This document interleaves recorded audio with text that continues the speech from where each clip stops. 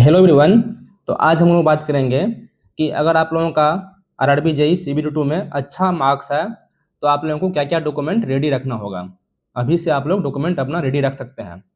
तो सबसे पहले एक बार हम लोग मार्क्स डिफाइन कर देते हैं कि इतना मार्क्स रहने के बाद आप लोग डॉक्यूमेंट रेडी कर सकते हैं। देखिए, वैसे तो कल के वीडियो में हम लोग बात किए थे कटअप के बारे में, तो आप उसको भी देख सकते हैं।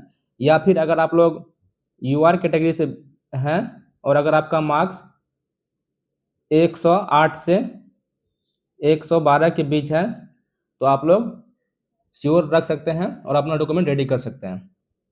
ओबीसी वाले कैंडिडेट, अगर आप लोगों का मार्क्स 103 से 107 के बीच है तो आप लोग डॉक्यूमेंट रेडी कर सकते हैं। ईडब्ल्यूएस वाले कैंडिडेट, अगर आपका मार्क्स 104 से 108 के बीच है तो आप लोग डॉक्यूमेंट रेडी कर सकते हैं।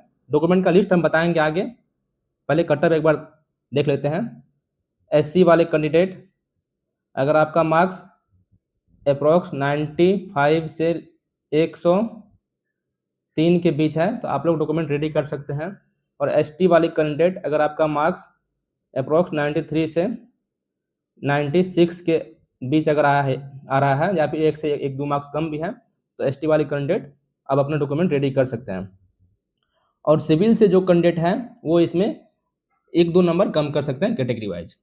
ठीक ना। तो अब बात करते हैं कि क्या क्या डॉक्यूमेंट आपको रेडी रखना पड़ेगा ताकि आगे चल के डॉक्यूमेंट वेरिफिकेशन में कोई दिक्कत ना हो। तो सबसे पहला जो इम्पोर्टेंट डॉक्यूमेंट है वो है प्रूफ, आप लोग नोट करते जाइएगा, proof of DOB, date of birth, आप लोग नोट करते जाइएगा।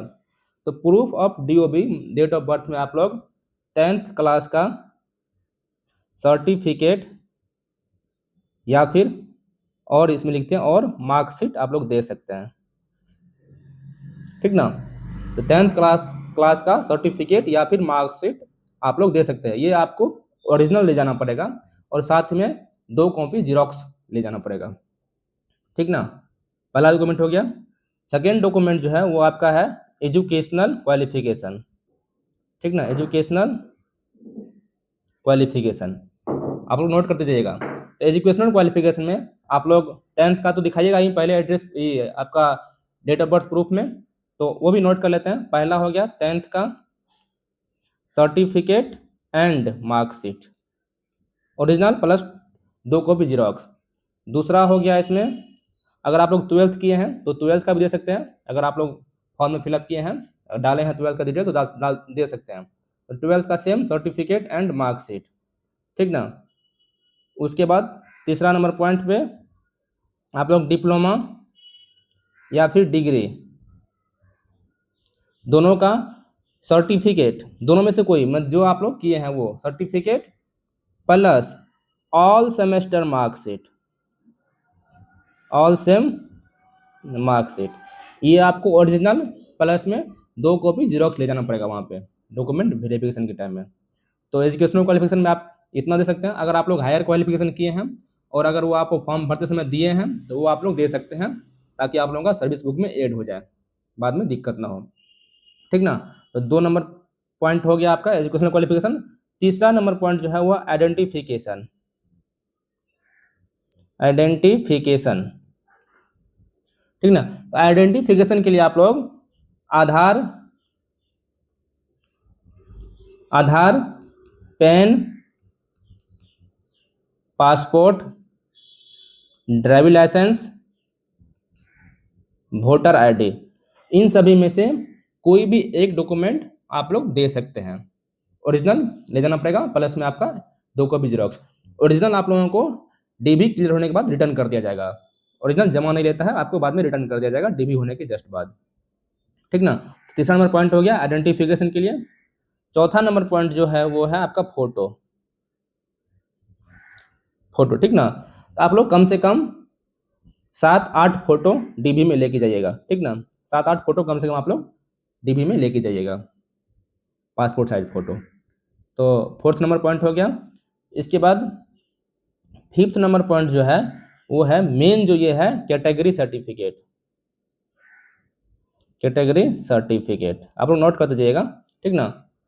तो कैटेगरी सर्टिफिकेट में आप लोग अगर ओबीसी एनसीएल से है तो ओबीसी एनसीएल का, ठीक ना, अगर आप SC से है तो SC का, या फिर ST से है तो ST का, या फिर EWS से है तो EWS का आपको प्रॉपर सर्टिफिकेट लेके जाना है, वो भी रेलवे फॉर्मेट पे।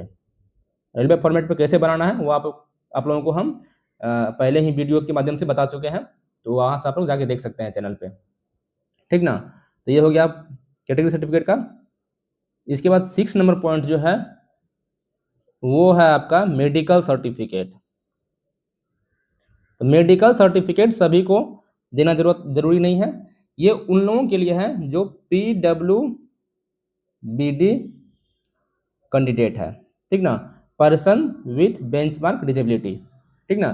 तो जो PWBD कैंडिडेट है उसको मेडिकल सर्टिफिकेट लेके जाना पड़ेगा, ठीक ना। उसके बाद दोबारा से उसका तो मेडिकल होगा ही होगा, बट पहले आपको PWBD सर्टिफिकेट भी रेलवे आपको मांगता है, ठीक ना। तो ये 6 नंबर पॉइंट हो गया। और 7th नंबर पॉइंट जो है इंपॉर्टेंट पॉइंट, वो है एम्प्लॉयमेंट प्रूफ, ठीक ना। एम्प्लॉयमेंट प्रूफ, अगर आप लोग कहीं जॉब कर रहे हैं करेंटली, ठीक ना, तो उस केस में आपको NOC देना जरूरी है, NOC, नो ऑब्जेक्शन सर्टिफिकेट, ठीक ना। अगर आप लोग कहीं जॉब कर रहे थे या फिर अभी जॉब करेंटली कर रहे हैं कहीं पे जॉब किसी ऑर्गेनाइजेशन में, तो आप लोगों को वहाँ से एक NOC लेना है, नो ऑब्जेक्शन सर्टिफिकेट, वो आप लोगों को RRB को सबमिट करना है, ठीक ना। तो ये 7 पॉइंट था जो कि आप लोगों को DV के टाइम लगेगा, ठीक ना। तो ये डॉक्यूमेंट आप लोग अभी से रेडी कर सकते हैं। और NOC के लिए तो आप लोग एप्लीकेशन दे दिए होंगे आई थिंक, जब फॉर्म फिलअप किए होंगे उसी टाइम आप लोग NOC के लिए एप्लीकेशन दे दिए होंगे आई थिंक, क्योंकि उसी टाइम एप्लीकेशन देना पड़ता है NOC के लिए, ठीक ना। तो ये सब डॉक्यूमेंट आप लोग अभी से रेडी कर सकते हैं, और बाद में जब आपका फाइनल जो है मेरिट लिस्ट आ जाएगा तो उस केस में फिर अलग से बहुत सारा डॉक्यूमेंट बनाना पड़ता है, वो आपको बाद में बताया जाएगा, ठीक ना। उसमें बहुत सारा डॉक्यूमेंट जैसे कैरेक्टर सर्टिफिकेट, ठीक ना, अटेस्टेशन फॉर्म, ये सब उस टाइम बनाना पड़ता है, ठीक ना। तो वो आपको बाद में बताया, जैसे ज्वाइनिंग के टाइम में आपका कैरेक्टर, ठीक ना, कैरेक्टर सर्टिफिकेट, अटेस्टेशन फॉर्म, ये सब आपको भरना पड़ता है। तो वो जब आपका फाइनल मेरिट लिस्ट आ जाएगा तो फिर वीडियो के माध्यम से आप लोगों को बता दिया जाएगा कि उसमें क्या क्या डॉक्यूमेंट आप लोगों को लगेगा और क्या क्या रेडी करना है, ठीक ना। तो आशा करते हैं ये वीडियो आप लोगों को अच्छा लगा होगा। अगर वीडियो अच्छा लगा हो तो वीडियो को लाइक कीजिए, दोस्तों के साथ शेयर कीजिए। चलिए मिलते हैं अगला वीडियो में, तब तक के लिए बाय।